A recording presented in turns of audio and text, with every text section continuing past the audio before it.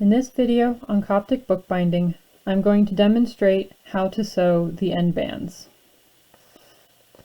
The endbands that I'm going to show you how to make are very simple and form something like a chain stitch along the top edge of the book.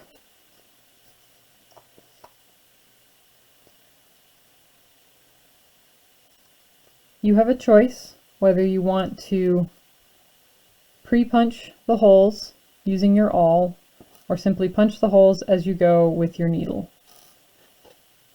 In this case, I'm going to pre-punch the holes with my awl so that they will be somewhat more consistently located down the length of the spine. To do this, you're going to need a ruler and your awl. You can, if you wish, place something underneath your book to make sure that you protect your work surface. However, it may not be necessary in this case. The distance down the spine that you sew your endband is up to you. You can, if you wish, simply use the outermost holes that you used for the stitching for your endband. However, I like to have an endband that is separate from the stitching holes.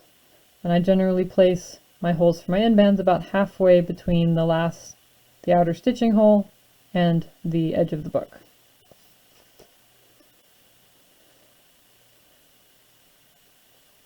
So it's about half an inch, so I'm going to go for 1/4 of an inch for where I'm going to punch my holes. I'm going to open to the center of each gathering and poke a small hole at 1/4 of an inch down from the edge.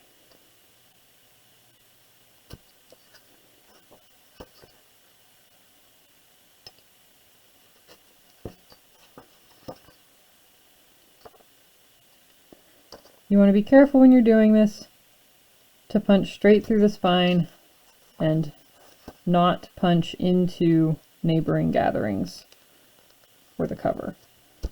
It can be a little tricky, especially on the gatherings right next to the cover, so you may want to tilt the cover up a little bit so you can punch through the spine without punching the cover as well.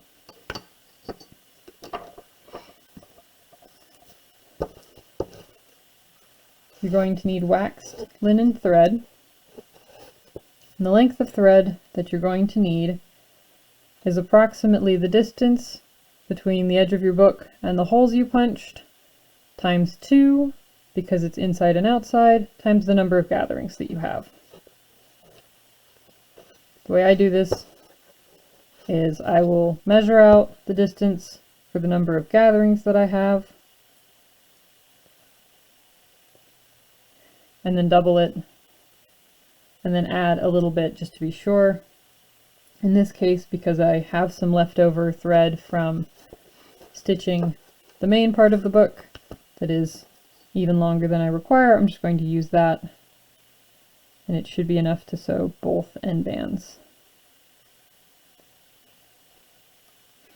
Generally, endbands are sewn on both sides of the book, top and bottom. And you can do it in the same color thread or a contrasting color thread, whichever you prefer. Now in this case, I'm not doing the slip knot, I'm simply tying a basic knot. I want to make sure that the knot is larger than the hole that I punched so that it will not pull through the hole, but I don't want it so large that it's going to cause a large bump where it is. And then I'm going to trim the excess thread off.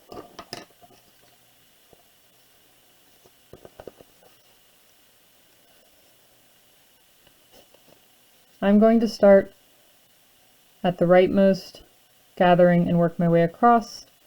People who are left-hand dominant may desire to start at the left and work the other direction. I'm going to open the book to the center of the first gathering and go from the inside to the outside through the hole that I punched. If you chose not to pre-punch your holes, you would simply poke the needle through the center of the gathering at approximately where you want it to be. I'm going to initially keep the knot away from the hole itself, because my first step is to loop around the top of the gathering and go back through the same hole. And it's easiest to do that if the knot is not immediately on top of the hole. Once I've started pulling my thread back through, I will pull the knot in snug to the hole and pull the loop taut. You don't want to pull too tight because you risk ripping your paper, but you want it nice and taut. You're then going to loop underneath the stitch you made. And then, in my case, because I had the thread, this working thread on the wrong side initially, I'm going to loop underneath again. So the first loop under put the working thread on the correct side, and then this loop under will actually do what I need it to, which is create a sort of second stitch here. And then I'm going to go from the inside to the outside through the next gathering.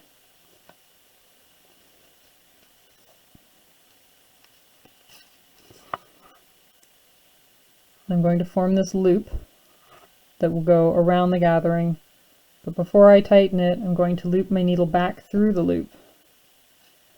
And then when I pull tight, I want to pull up and away from the top of the book so that the loop that forms is on the top of the book and not down by the hole.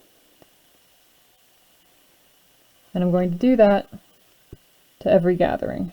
So I'm going to go from the inside to the outside, and then I'm going to loop my needle through the loop that forms and pull upwards and across to tighten the loop down on the top of the gathering.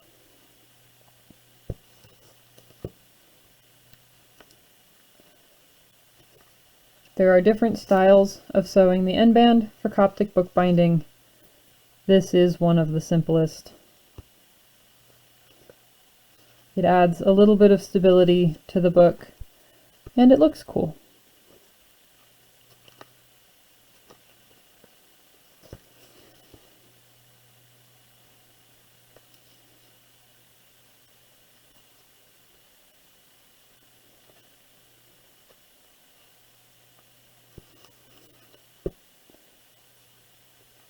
Through the hole in the center of the gathering, through the loop, pull the loop tight. Again, don't pull super hard because you could accidentally rip your book, but you want your endband to be taut against the pages. Last one. Starts out like all the others, through the center, through the loop, and then we're going to tie off.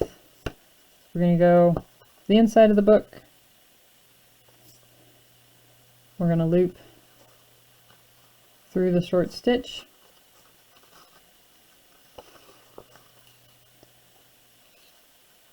pull it tight down by the hole, and then I do it again for security.